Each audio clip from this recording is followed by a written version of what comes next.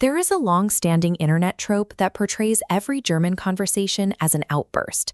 Even in mundane settings, the language is performed as something terrifying, militant, and perpetually angry. While English is perceived as gentle and Italian as melodic, the auditory profile of German is frequently described by non-speakers as dry, harsh, or barked. Late-night comedy segments frequently lean into this, featuring actors who over-articulate complex German words to highlight their perceived severity for an audience. This global perception stems from a specific combination of phonetic mechanics and a 20th century historical legacy that redefined how the world hears these sounds. Linguistically, English and German are close relatives in the Indo-Germanic language family. However, German utilizes specific guttural sounds, like the ch in krach or fach, created in the back of the throat, that don't exist in English. These sounds require the speaker to generate physical friction in the throat, creating a mechanical quality to the pronunciation.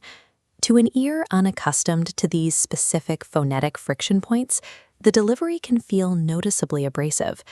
Another key factor is the glottal stop. This occurs when the vocal cords open suddenly, releasing built-up air to pronounce vowels at the beginning of words. In languages like Italian, words often seamlessly bleed into one another, creating a continuous, rolling stream of sound. German sentence structure frequently incorporates a microscopic pause before individual words, breaking that continuous flow.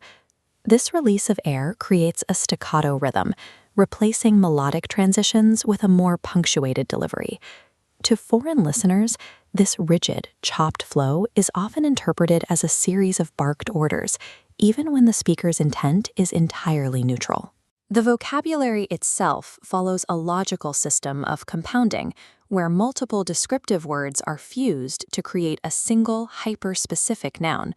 While this allows for extreme precision, it produces long, complex words that can overwhelm non-speakers with their visual and auditory density.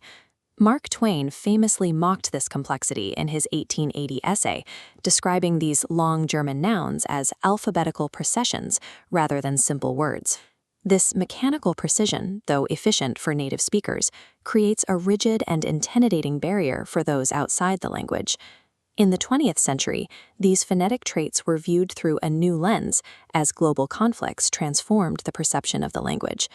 During the World Wars, German-American relations collapsed, leading to cultural boycotts and the removal of the German language from public radio and schools. Propaganda and wartime media established the angry German trope, often modeled after the aggressive oratorical styles of the era's most notorious figures. Filmmakers began emphasizing the language's natural glottal stops and dense consonants to make cinematic villains sound cold and authoritarian. This historical context established a lasting association between German phonetic characteristics and the threat of aggression, a link that persists in modern media. Linguists argue that judging a language based on unfamiliar phonetics or historical bias ignores its actual utility and meaning.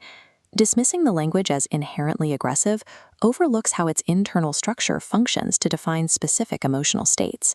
The same compound logic that creates long, intimidating nouns also allows for the creation of precise terms for complex human feelings. For example, the word Fernweh describes a specific poetic longing for distant, unknown places, a concept that has no direct equivalent in English.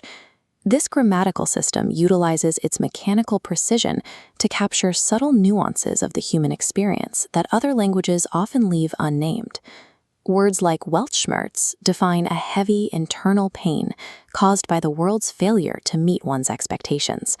Then there is Treppenwitz, the frustration of thinking of the perfect comeback only after you have left the room, already walking down the stairs.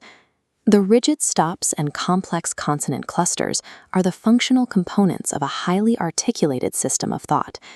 German serves as a meticulously engineered tool for defining internal experiences, moving beyond the simplistic cultural stereotype of hostility.